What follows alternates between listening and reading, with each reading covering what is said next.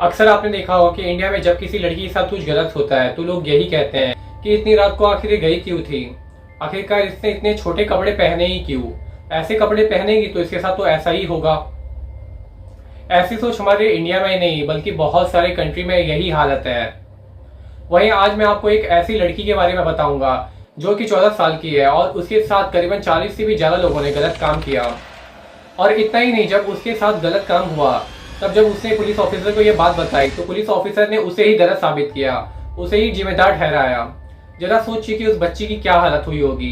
ये वाकया 2003 की है, जहां पर जॉय नाम की 14 साल की लड़की अपनी फैमिली के साथ रह रही होती है, जिसमें से फैमिली में से उसकी मम्मी ने घर पहले ही छोड़ के चली गई थी क्योंकि उसके पिता जो होते हैं बहुत ज्यादा अल्कोहली और अब्यूसिव होते हैं, जिसी से परेशान होकर उसकी मम्मी ने घर छोड़ दिया था। अब फैमिली में बची हुई होती है जॉय और उसके पिता। वही जो पिता होते हैं वो बहुत ज्यादा अब्यूसिव और अल्कोहलिक होने की वजह से जॉय को हर दिन मारते और पीटते थे। वहीं ये जो लड़की होती है वो बहुत ज्यादा अपने आप को अकेला फील कर रही होती है।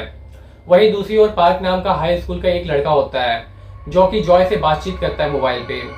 धीरे धीरे इन दोनों के बीच में इतनी ज्यादा बातचीत होने लग जाती है कि मानो कि 2-3 महीने तक ऐसे एक दूसरे से बातचीत करने लग जाते हैं। और इतना ही नहीं, जॉय को अब उस लड़के पर बहुत ज्यादा विश्वास हो जाता है, वो उस पर अंधा विश्वास करने लग जाती है। आप ही जरा सोचिए, अगर आप किसी से हर रोज बात करेंगे तो उसे लगाओ और उस पर ट्रस्ट तो होने ही लगेगा ना। तो ऐसा ही कुछ इस लड़की के साथ होता है। जिसके बाद पार्क नाम का ये लड़का जॉय को अकेले बुलाता है। वहीं इसके बाद जॉय नाम की ये लड़की उस लड़के से मियांग शहर में मिलती है, जिसके बाद ये लड़का सबसे पहले जॉय को अपने घर में बुलाता है। वहीं जैसे ही जॉय उसके घर में जाती है तो ये लड़का होता है पड़ा हुआ आयरन की रॉड से उसके सर पे दे मारता है। इसके बाद जॉय पूरी तरह से बेहोश हो जाती है और वहां पे बेहोश होकर लेट जाती है। और जैसे ही जॉय की आंखें खुलती है तो वो समझ जाती है कि इस लड़की की मंशा क्या थी, आखिर वो इसके साथ करना क्या चाहता था। उस लड़के ने इस लड़की के साथ दरिंदगी भी की और इतना ही नहीं, उसकी वीडियो भी बनाई ताकि आगे भी वो उसे ब्लैकमेल करके उसके साथ ये हरकतें कर सके। आप सोच ही सकते हैं कि उस लड़की पर क्या बीत रही होगी। वहीं फैमिली में जो उसे सपोर्ट मिलना चाहिए, जो एक पिता होता है जो कि एक पिलर का काम करता है, वो ऑलरेडी अल्कोहलिक और अब्यूसिव था और उसे रोजाना मारता था। तो उसके पिता में और इन लड़कों में ज्यादा डिफरेंस नहीं था।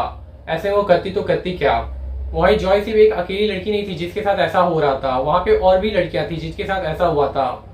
यहाँ तक कि उस समय जो हाई स्कूल के जो गैंग थे वो इतने ज्यादा क्राइम कर रहे थे कि उनके क्रिमिनल रिकॉर्ड्स भी थे। और वहीं जब एक टीचर ने जब उनपे एक सर्वे किया तब पता चला कि उनके स्कूल के 5% बच्चे ऐसे हैं जो कि अब्यूज और असॉल्ट में शामिल हैं। यहाँ तक कि वहाँ के जो हाई स्कूल की एक गैंग ने एक लड़की को घसीट कर एक ऐसे सुनसान जगह पर ले गए और उसके साथ दरिंदगी की। और इतना ही नहीं, उसकी वीडियो भी बनाई गई और उसे ये भी कहा कि अगर उसने ये सब किसी को बताया तो उसे धमकी दी और उसको ब्लैकमेल भी किया। यहाँ तक कि साउथ कोरिया में जो क्राइम रेट था वो बहुत ज्यादा ही ऊपर हो गया था। यहाँ तक कि वहाँ के जो पुलिस ऑफिसर थे उन्होंने भी सामने कहा कि जो कोई भी ऐसा कर रहे हैं वो खुद सामने आ जाए, हम उसे बिल्कुल भी सजा नहीं देंगे या तो थोड़ी सी ही सजा देंगे। वहीं इसका फायदा उठाते हुए वहाँ के लोगों ने और जो वहाँ के जो हाई स्कूल के जो गैंग थे उन्होंने और भी ज्यादा क्राइम करना स्टार्ट कर दिया। और वहीं जो जॉय थी उसके साथ लगातार 1 साल तक ऐसा चला। वहीं 40 से भी ज्यादा लोगों ने उसके साथ किया। वही बेचारी करती तो करती क्या। वही जो फैमिली से जो उसे सपोर्ट मिलना चाहिए था वो तो उसे मिल ही नहीं रहा था। उसकी जो मम्मी तो पहले ही छोड़ के चली गई थी। यहाँ तक कि जो उसका पिता था वो भी अब्यूसिव था, उसे रोजाना मारता था। ऐसे में ये सारी बातें वो कैसे बताती। वही इसका फायदा उठाते हुए वहाँ के जो हाई स्कूल के जो युवा थे उन्होंने ना सिर्फ उस लड़की के साथ गलत किया बल्कि जॉय को ये भी कहा कि अपनी 16 साल की कजन और 13 साल की बहन को भी लेके आओ। मजबूरन में जॉय क्या करती, उन्होंने अपनी कजन और बहन को भी इस काम में शामिल कर लिया। वही इन सब चीजों से जॉय इतना ज्यादा परेशान हो गई थी कि इन सब चीजों से छुटकारा पाने के लिए उसने खुद को ही मारने की कोशिश की। इसके लिए उसने बहुत सारे स्लीपिंग पिल्स खा लिए थे। और वही ऐसा करते हुए वहां के आसपास के लोगों ने उसे देख लिया, जिसके बाद तुरंत एम्बुलेंस आए और उसे तुरंत अस्पताल में भर्ती कर दिया गया। और वहीं जब डॉक्टर इसका इलाज कर रहे होते हैं तब जॉय के शरीर में बहुत सारे खरोच और बहुत सारे निशान मिलते हैं, जिसके बाद डॉक्टर पूरी तरह से समझ जाते हैं कि इस लड़की के साथ क्या हुआ। जिसके बाद डॉक्टर तुरंत उसकी फैमिली को इन्फॉर्म करते हैं और जैसे ही उसकी आंट को ये सब पता चलता है तो 25 दिसंबर 2004 को वो पुलिस वालों को इन्फॉर्म कर देती है और पुलिस की इन्वेस्टिगेशन चालू हो जाती है। वही पुलिस की इन्वेस्टिगेशन में पता चलता है कि ये जो लड़के होते हैं वो ना सिर्फ जॉय के साथ ऐसा करते हैं बल्कि 5 और लड़कियों के साथ उन्होंने ऐसा किया था। इसके मुताबिक उनके पास क्रिमिनल रिकॉर्ड भी थे।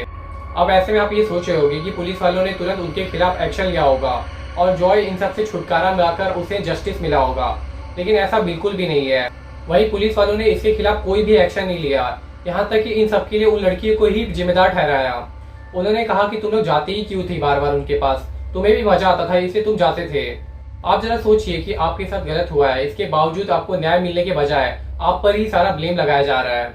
इतना सब कुछ हो जाने के बाद वहाँ की जो पुलिस ऑफिसर थी उन्होंने उन लड़कियों को ही जिम्मेदार ठहराया कि तुम जैसी लड़कियों की वजह से हमारे शहर की रेपुटेशन खराब हो रही है। यहाँ तक कि उन लड़कियों की आइडेंटिटी भी नहीं छुपाई गई। उन पुलिस ऑफिसर के पास उन गैंग के बारे में पूरा काला चिट्ठा था, लेकिन इसके बावजूद भी उन्हें न्याय नहीं मिला। यहाँ तक कि उन लड़कियों की आइडेंटिटी को भी नहीं छुपाया गया। वहीं क्रिमिनल से भरे हुए गैंग में इन लड़कियों को बिना किसी टू वे मिरर के उनके आसपास ही खड़ी कर दिए जाते थे ताकि क्रिमिनल की पहचान हो सके, जिसकी वजह से कुछ लड़कियों को तो डेथ थ्रेट्स भी आने लगे थे, जिसकी वजह से एक लड़की ने तो स्कूल भी छोड़ दिया था। वहीं कुछ लड़कियों ने फीमेल ऑफिसर की भी डिमांड करने लगे, जिस पर वहाँ के जो मेल ऑफिसर थे उन्होंने पूरी तरह से नकार दिया और कहा कि जो फीमेल ऑफिसर है उन्हें बिल्कुल भी एक्सपीरियंस नहीं है, वो ये सब केस हैंडल ही नहीं कर पाएंगी। तो आप कह सकते हैं कि ये जो पुलिस ऑफिसर थे उन्होंने इस केस को पूरी तरह से पुअरली हैंडल किया। और जैसे ये बात मीडिया में आग की तरह फैलने लगी और जैसे लोगों को पता चलने लगा तो वहाँ की आम जनता बिल्कुल ही रोड पर मोर्चा निकालने लगी। और ये सब देखते हुए वहाँ की सरकार तुरंत एक्शन में आ गई और उन्होंने तुरंत इन्वेस्टिगेशन टीम को बदल दिया। वहीं जो जॉय है, जिसके साथ 1 साल से भी ज्यादा 40 लोगों ने उसके साथ जो गलत काम किया था, उसी वजह से जो उसके जो फिजिकली जो टॉर्चर थे वो तो भर रहे थे, लेकिन जो मेंटली जो टॉर्चर थे वो भर नहीं पा रहे थे, जिसकी वजह से उसे साइकेट्रिक हॉस्पिटल में भर्ती किया गया जहाँ पर उसका इलाज चल रहा था। अब जो मैं आपको बताऊंगा उसे सुनकर आप और भी आग बबूला हो जाएंगे। दरअसल जिस वार्ड में उसका इलाज चल रहा होता है वहां पर उसका पिता और जो क्रिमिनल को जो पेरेंट्स होते हैं वो सब आ जाते हैं और इस लड़की को कहते हैं कि तुम उसे माफ कर दो, इसके लिए तुम्हें 50 मिलियन वॉन मिलेंगे। यहाँ तक कि जो उसका पिता होता है वो उस लड़की को ही जिम्मेदार ठहराता है और उसे कहता है कि माफ कर दो। यहाँ तक कि जॉय से एक एग्रीमेंट भी साइन करने को कहा जाता है जिसमें ये लिखा होता है कि उन लड़कों को कम से कम सजा मिले।